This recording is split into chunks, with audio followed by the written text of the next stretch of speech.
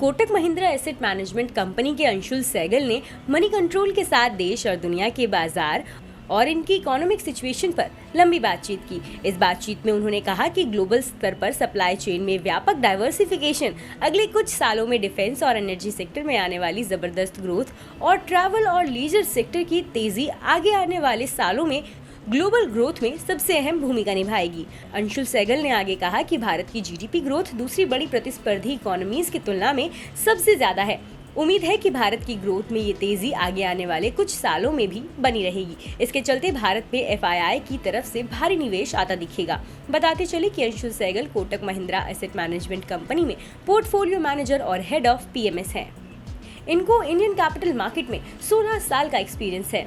उन्होंने इस बातचीत में आगे कहा कि फाइनेंशियल ईयर 2024 के लिए आईएमएफ का 6.1% की जीडीपी ग्रोथ अनुमान ठहरे हुए एक्सपोर्ट मार्केट और कॉर्पोरेट कैपेक्स के गिरावट के दौर पर आधारित है। उम्मीद है कि भारत की ग्रोथ रेट इससे कहीं ज्यादा होगी। उन्होंने आगे कहा कि इकोनॉमी से जुड़ी ज्यादातर चुनौतियां खत्म हो चुकी हैं। 2008 में 12% चल रहा बैंकों का सिस्टमैटिक एनपीए 6% के नीचे आ गया है। पिछले 5 सालों के दौरान क्रेडिट ग्रोथ पहली बार 15% के ऊपर चली गई है।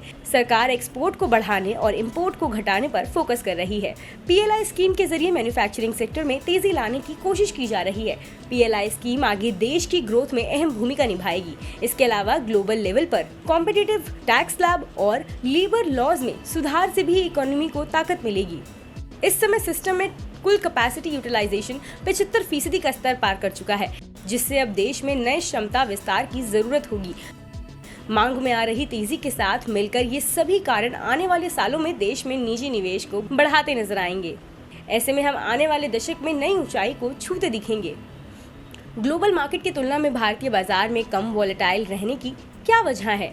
इस सवाल का जवाब देते हुए अंशुल सहगल ने कहा कि भारतीय बाजार में इस समय घरेलू निवेश काफी अहम हो गया है। जून 2022 में खत्म हुए 9 महीनों में एफपीआई ने भारत में $33 अरब की बिकवाली की है, जबकि डीआईआईज ने अपनी खरीदारी के जरिए इस बिकवाली की लगभग पूरी भरपाई कर दी है। इस अवधि में बाजार अपने टॉप से करीब 17% टूटा है।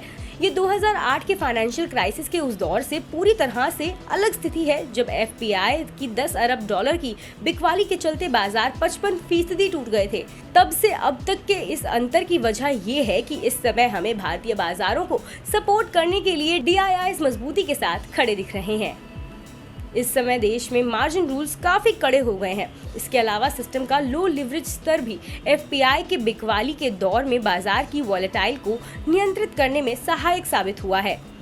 आईटी सेक्टर पर बात करते हुए उन्होंने कहा कि पिछले 2 सालों के दौरान इस सेक्टर में काफी री रेटिंग हुई है। हाल की करेक्शन के बावजूद भी आईटी स्टॉक अपने 10 साल के औसत वैल्यूएशन के ऊपर ट्रेड कर रहे हैं। आईटी सेक्टर को सही वैल्यूएशन पर आने के लिए अभी और कंसोलिडेशन की जरूरत है। उम्मीद है कि ये साल आईटी सेक्टर के लिए कंसोलिडेशन का साल रहेगा। बता दें कि मनी कंट्रोल पर दिए गए विचार एक्सपर्ट्स के अपने निजी विचार होते हैं। वेबसाइट या मैनेजमेंट इसके लिए उत्तरदायी नहीं है। यूजर्स को मनी कंट्रोल की सलाह है कि कोई भी निवेश निर्णय लेने से पहले सर्टिफाइड एक्सपर्ट की सलाह लें।